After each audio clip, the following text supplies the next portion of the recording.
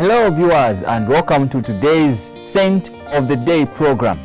Today we are looking at two saints, Saint Perpetua and Felicity.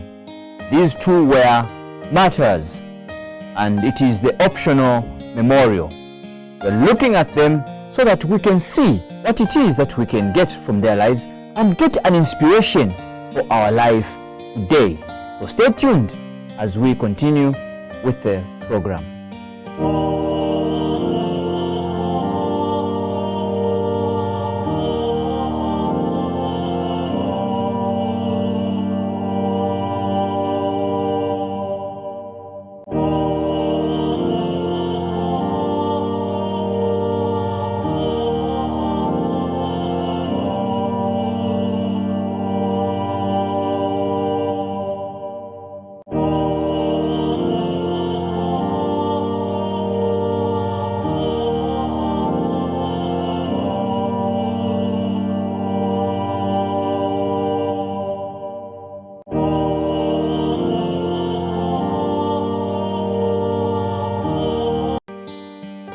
So, Saint Perpetua lived between 182 to 203.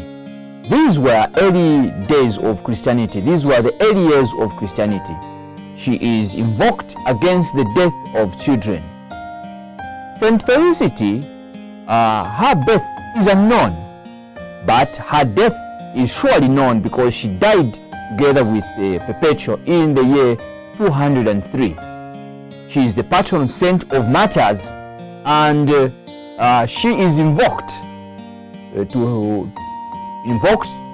help with widows, and also invoked to help the people, those that are struggling with sterility, those that are not able to have children. The first records of martyrdom in North Africa took place around 180 AD, when 12 Christians were tried and put to death for their faith.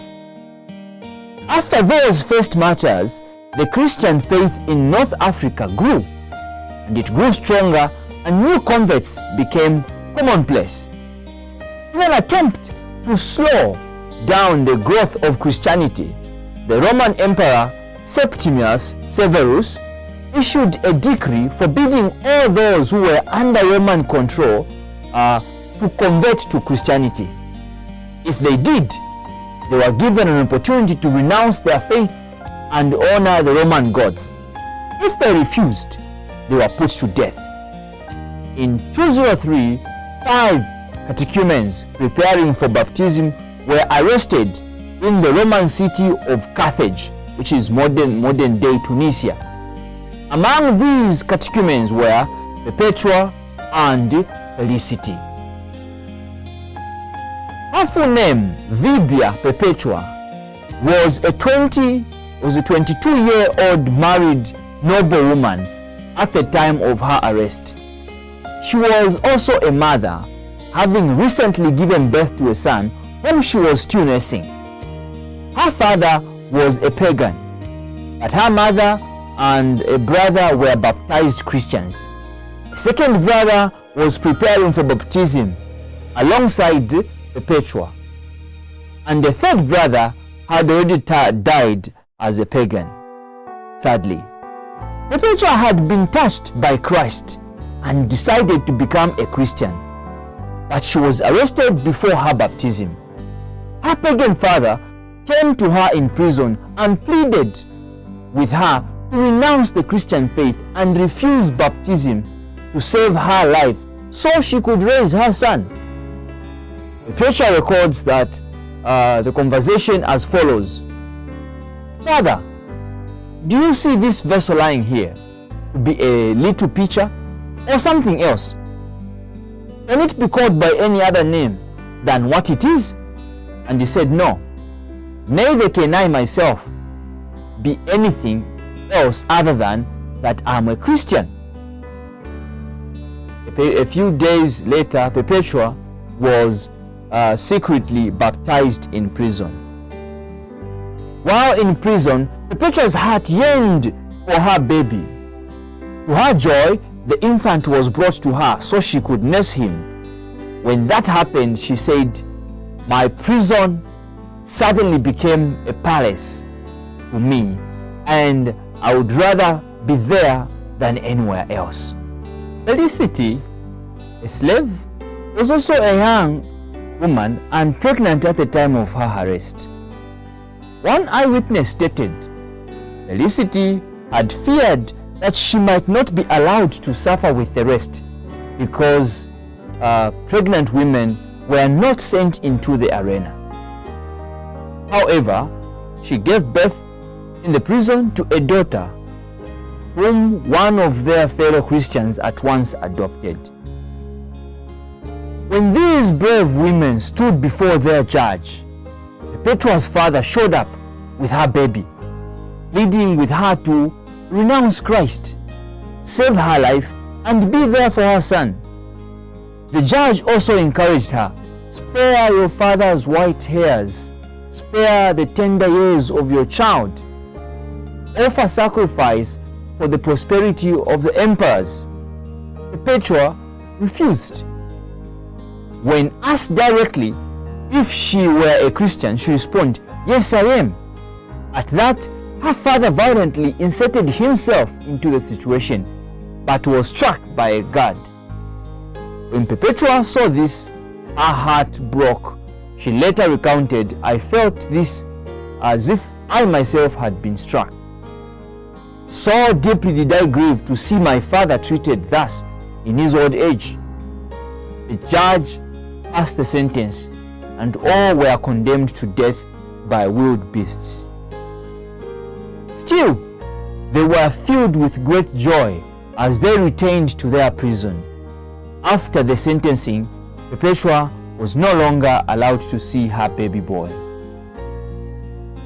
On the day of their death and martyrdom, Perpetua and Felicity walked to the arena with heads high and joyful spirits. Perpetua and Felicity were then placed in the arena, and a wild cow was let loose as a way of mocking them as nursing mothers.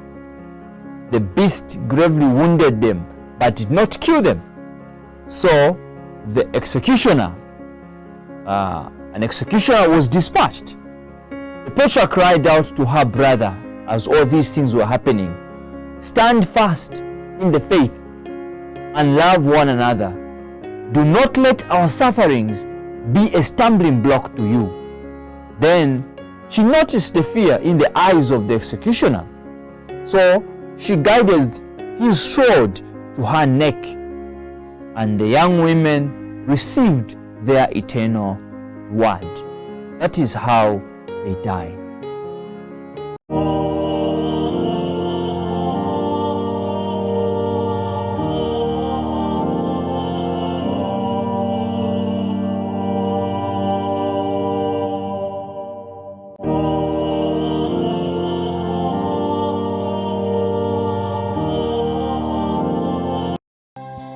What is our reflection from the lives of the saints, from the details that we have heard?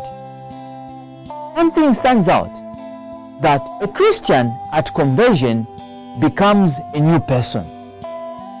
St. Paul pushes it further, says that you and I are a new creation.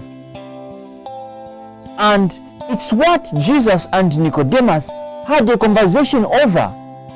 No, a man be born again and be born of the Spirit. The changed nature.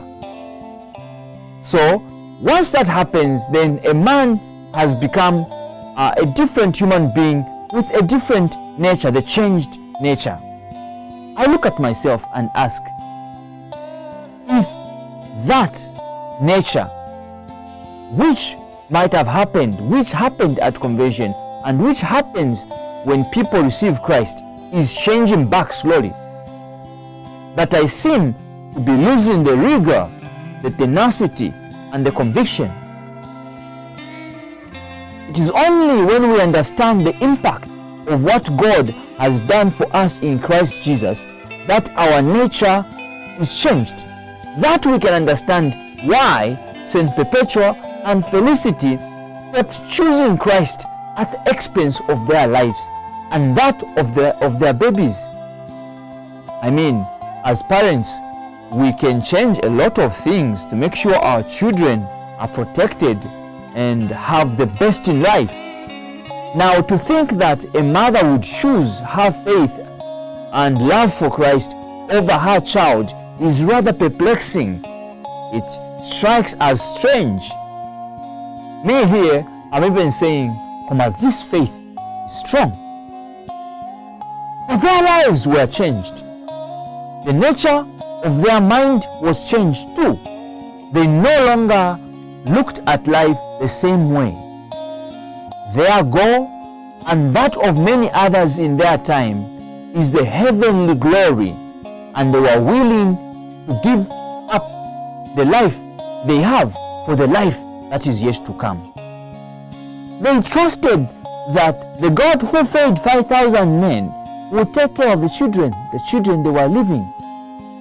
That is the depth of their faith. That is some radical faith. Someone said, if you want to be a Christian worth of your salt, you can't be normal. We see her father pleading with Perpetua, reasoning with her to do the normal thing. But her nature was changed. Just as she asked her father whether a pitcher for carrying water would be called something else that it is not. Like we said earlier, I ask myself whether the nature of Christ that I took on is changing back. If it was, and if I took on a new nature, then why do I seem to be going back to the old nature? In this period of Lent, I must ask myself, you must ask yourself,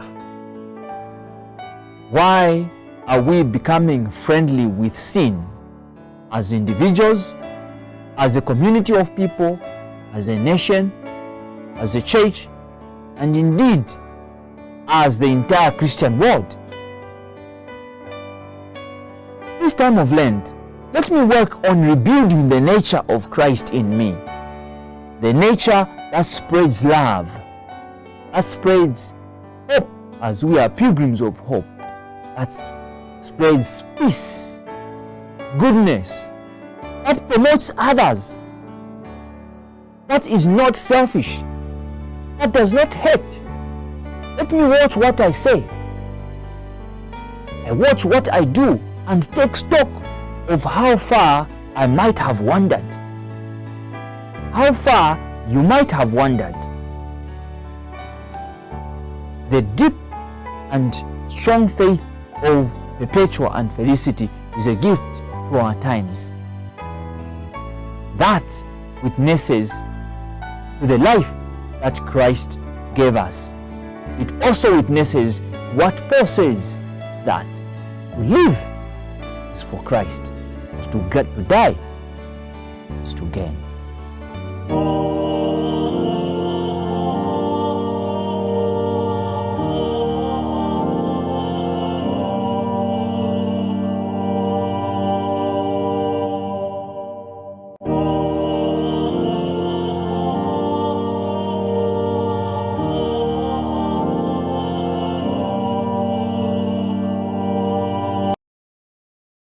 Well, viewers, that was the saint of the day, and that is what we were reflecting on the lives of Saint Perpetua and Felicity and what we can take from their lives. Be sure to join us the next time that we have this program according to the liturgical calendar of the Catholic Church.